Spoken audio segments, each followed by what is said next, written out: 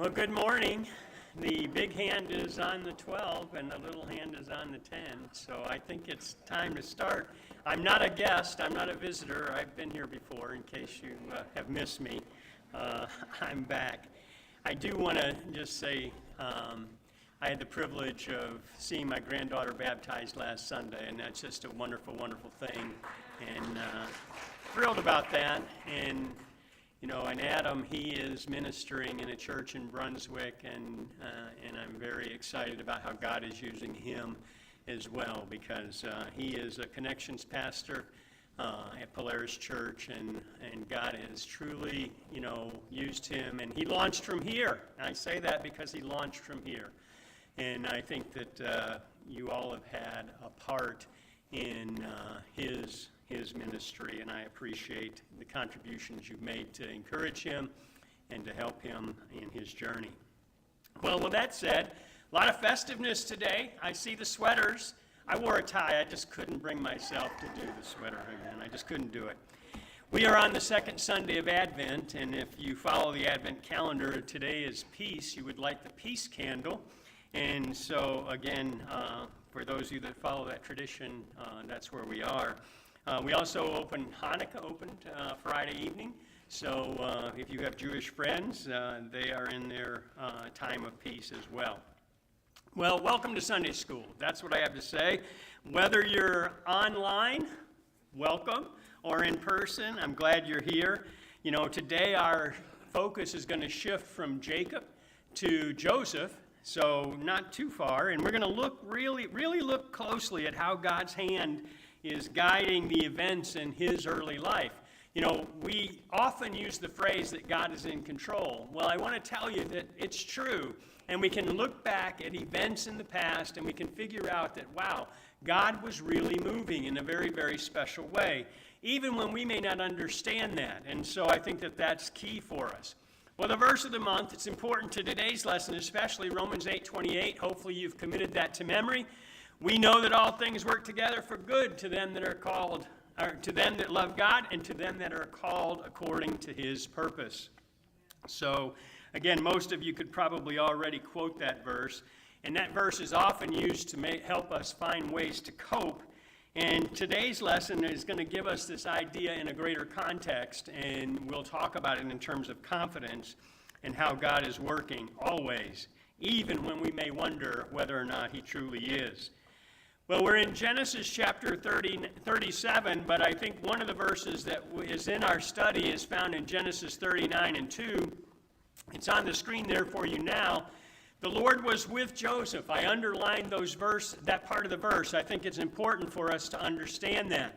And he was a prosperous man. Notice that. That's key, isn't it? And he was in the house of his master, the Egyptian.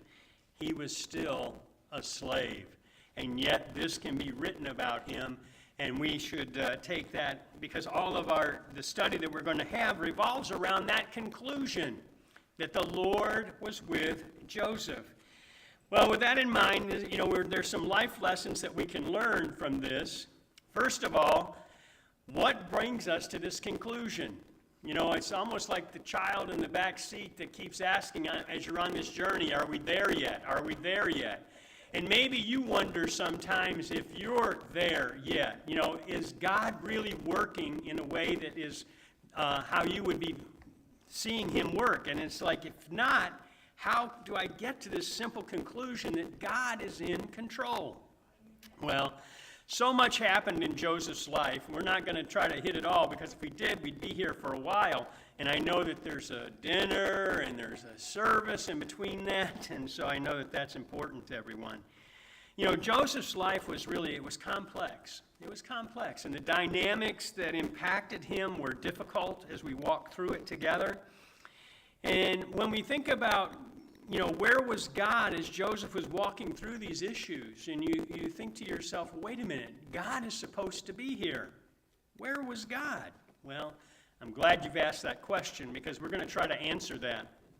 Key truth number one, God can cause family problems to work out for good. Genesis chapter 37, the first 11 verses of that chapter. You know, as we read this, we might consider Joseph to be the typical adolescent. He's overconfident, he's misguided at times, he's insensitive often, and I ask you the question, have you seen this person? Probably if you had teenagers in your home, you've seen this person. You know, Joseph was a normal adolescent. You know, and besides the three things that you see on the screen, we know from what we've read and what we've studied that he had no filter. He didn't, and we'll talk about that. And he had no insight about what he was saying and sharing. And you say, well, how can that be? Well, he's a teenager. Hello. You know, sort of get that. You know, he was living life on his terms. And I think that that's important for us to recognize. Well, part of the dynamic of this that plays out here is found in Genesis chapter 37, verse 3. From the King James, on the screen it says, now Israel loved Joseph more. Israel is Jacob, okay, just in case you don't know that. He loved Joseph more. So all of a sudden, you begin to see the dynamics of this beginning to develop. He loved him more than all his children because he was the son of his old age, and he made him a coat of many colors. So we begin to see the root of an issue. You know, it's easy to see as we look back that things might take an ugly turn, you might say, in this family. Remember that this family is a blended family. And it's not just, you know, Israel had children by one wife. He had children by two wives and two concubines. And so you begin to see the pressure in this situation. And it's all playing out in the background, and the fact of the matter is, the real challenge is related to the fact that Israel loved Joseph more. Well, if he loved him more, he might have been accused of playing a favorite. Favoritism. Now, we've all seen that it played out, you know, in life in general.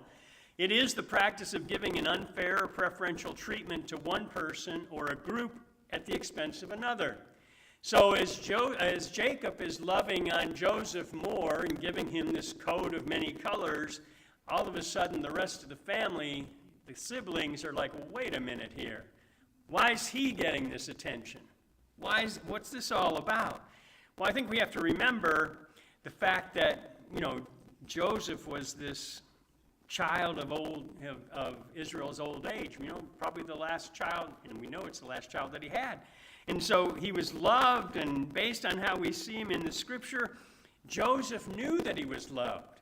He knew that. And so that's important as well. So it's, you know, Jacob, Israel, if I interchange those, please remember I'm talking about the same person, is displaying this love for his son. The rest of the family is like really messed up about it. It's like this is not the way it should be. And as you think about this going into the holidays, you can, you know, for those of you who have come from big families or you had big families, you begin to realize how when grandma or mom or whomever began to wanted to make sure that everything was sort of given equally. You ever have that situation? I want to make sure this child gets this and this child gets this, but I want it to be equal. You know, so they couldn't be accused of favoritism. And so this idea that they all know and are ensured of love is important. Well, where is this taking us? It's taking us to verse 4, because when his brethren saw that their father loved him more than all his brethren, notice those three words, they hated him and could not speak peaceably to him. Wow, that's pretty heavy, isn't it? Envy, you know, is kind of the result here. And hate is intense dislike for someone or something. And envy is this painful feeling of wanting what someone else, you know, is experiencing. So maybe they wanted to experience that love that Joseph was experiencing. Well, this family is really a prime example of dysfunction. You hear that word floated around a lot, and we point at different situations and family dynamics that would say that this family is dysfunctional. But this is one of those that carries on from generation to generation to generation. And just in case you are wondering about that, we look back to Abraham. And, you know, again, blended family. Remember the results of that blended family? Isaac and Ishmael. And, Sarah and Hagar, everything was going good, but, they wanted to do it their way and not wait on God. So you get that dynamic happening. With Isaac, it's the deception. Rebekah, she wants the blessing to go to Isaac and not to Esau. So you get that dynamic playing out in the family. Again, issues will happen. And then you have Jacob, who you studied last week, and Laban, and the whole deception there with Rachel and Leah and then Bilhah and Zilpah. So all of this is playing out in the background. It is a problem. And it shows itself over and over and over again. And so that's what we get to this point of where they hated him. They hated Joseph. Well, notice verse 8. It says this, and his brethren said to him, shalt thou indeed reign over us, or shalt thou indeed have dominion over us? And they hated him yet the more for his dreams, for his words. Here is that sort of the dreamer part of this, and this insensitivity and the no filter. So if you read the verses in between 4 and this verse, you find that Joseph had this dream, and he says that all their sheaves are going to bow to him. And imagine that coming from the baby in the family. That's not going to go over so well. I just sort of compare it to my boys, and I know how poor Corey, right? Always got picked on by the older brothers. And that's sort of the scenario. And so if the younger is trying to say to the older, this is what's going to happen. And I's had this dream, and it's like, who are you? So you can begin to sense the emotional side of this and the questions that would result. Well, Joseph, again, the typical adolescent, overconfident, misguided, insensitive, no filter, just doing life on his own thing. Well, the key here, though, is that God is actually revealing something that's going to happen in the future. This is God's plan. Now, they don't know it. Joseph didn't even know it at the time. He's just having this dream. And so here it is. We're faced with this, and how do we deal with it? Maybe Joseph could have shared this a little bit differently and been a little more self-aware of what was going on, but no, he chose to just say, hey, you guys are going to bow down to me. I am in control. That's Dale's version of the King James Bible. So anyway, that's what was happening. And so you can just, again, see the tension that begins to grow in this situation. Well, so God can cause family problems to work out for good. So if you're going through a tough time and you're having some difficulty in your family and you're trying to figure out what's going on, just remember that God is in control. And he will work things out. So we just need to be confident in that and to trust in that. That's often hard to do. Well, maybe not for you. You're super spiritual. For me, it's one of those things like, this could be a little hard to sort out. And I think that's where Joseph's brothers are. They're having a hard time sorting this out. And as a matter of fact, because of the relationship between the father and the son there, they don't like it at all. So there's the emotion of that. Where does that take me? It takes me to this idea that God can cause mistreatment to work out for good. We find that in the next set of verses, and it's almost predictable, isn't it, that something was going to happen to Joseph. And it wasn't necessarily going to be something good. His attitude was creating tension, and it was screaming in the face of his brothers that, I'm special, you're not, ha ha ha. I have a coat of many colors, you don't. As I look out, I see a lot of colors out there this morning. Maybe you're all special. You're well favored, as we find about Joseph in one place. The family dynamics here, they're not ideal.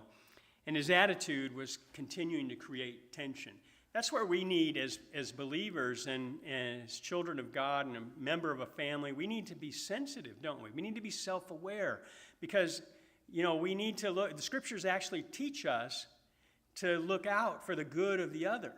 And so we need to keep that real in our lives. Well, he told his father about a second dream, and he told it to his brethren, and all of a sudden his father rebukes him. Now, I don't know. Maybe Joseph was one of those little protected children that needed a good slap on the bottom side, to get him, to comply or to get in order.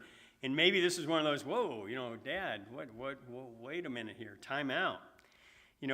Joseph is sharing dreams again with his father, and as he rebukes him, it's in this instance he says that, this is what's going to happen. You guys are going to bow down to me. And Joseph is like, will your mother and I, your brothers, actually come and bow down to the ground before you? Last part of that verse is from the NIV. Are we really going to do this? Joseph, this is not what's about to happen. Well, what happens next? Well, life and responsibilities and all those things, sort of begin to get in the way. But what really I want you to pay attention to is there's still this deep, unresolved anger. The brothers hated Joseph. They hated him.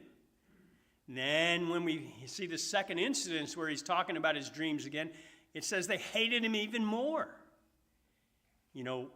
Unresolved anger is a problem. Well, Joseph's brothers, typical older brothers, they begin to plot something, and they're going to extreme measures. It's the ultimate in conspiracies and conspiracy theories that begins to play out in this passage. And it's one of those where, they see him, they want to get rid of Joseph.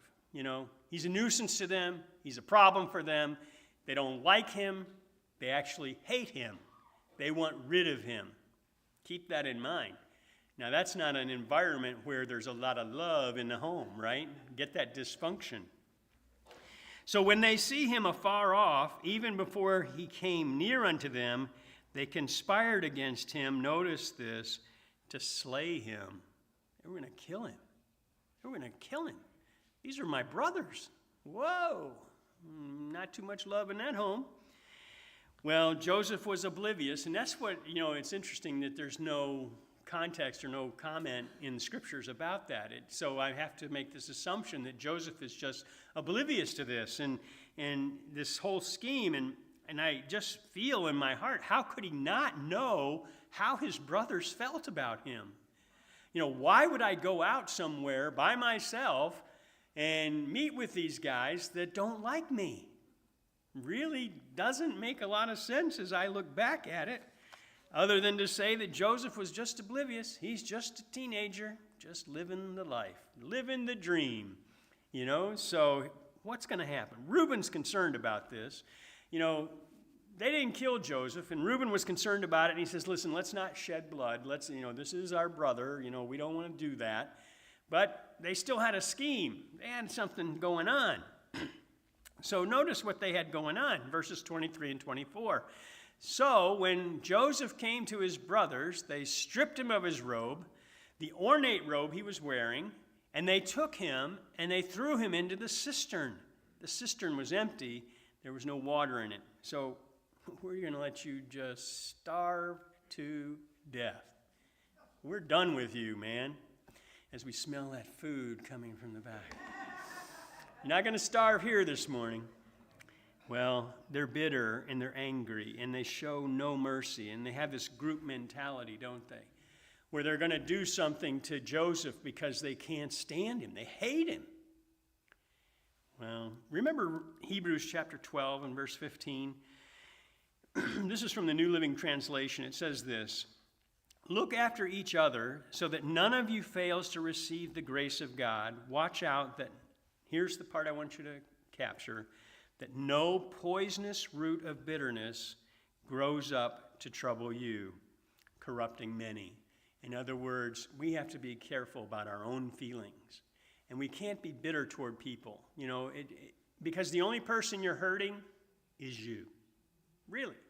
And so we have to be cautious about that, and we have to be aware of that, and we have to make sure that we're working through that in a way that is healthy. And that means doing what?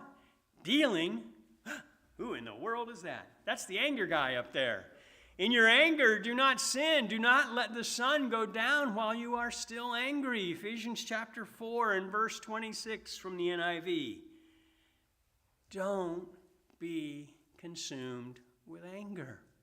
Now, I can stand here and tell you that, but it's tough, isn't it? Because if you get mad at somebody, and not that you guys are super spiritual, I know. So just figure it about me, okay? Dale gets mad at somebody.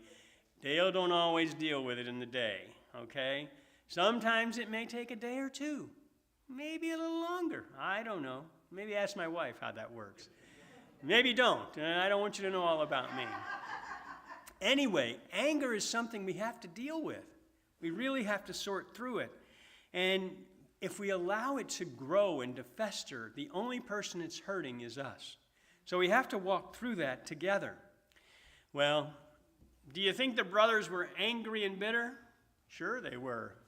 Mad enough to throw him in a cistern with no water, the scriptures say, and there ain't no food coming down there. So, we're done with you. We're not going to kill you, but you're going to starve to death. We need to deal with our feelings, don't we? We really do. And in this instance, the brothers weren't doing a very good job of that.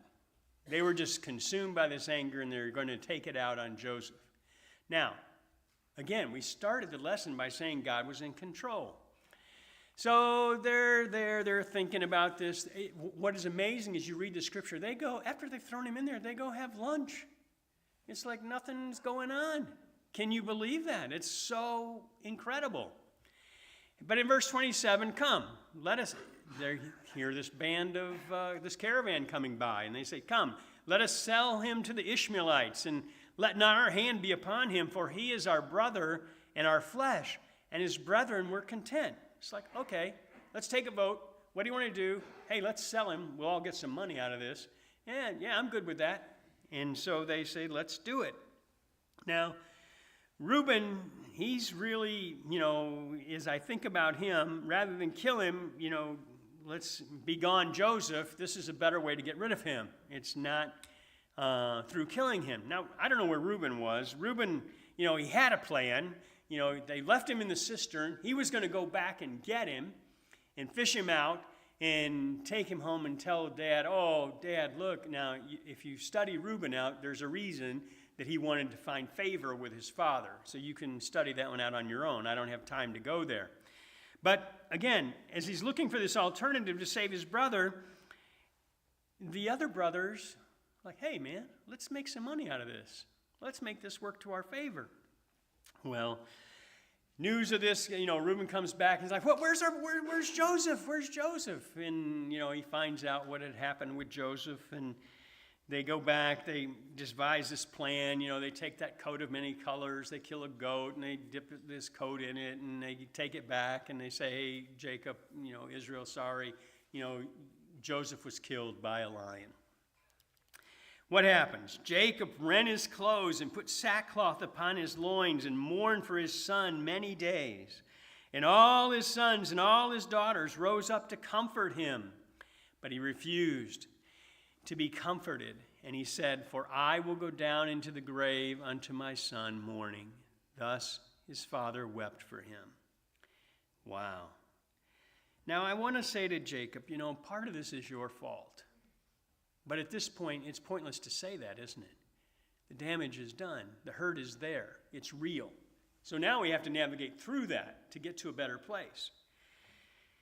But Jacob got the news that his son was gone, dead. He just couldn't be consoled, and this seemed to be a very, very bad place. The brothers had conspired. Joseph's gone. The family's torn. Wow.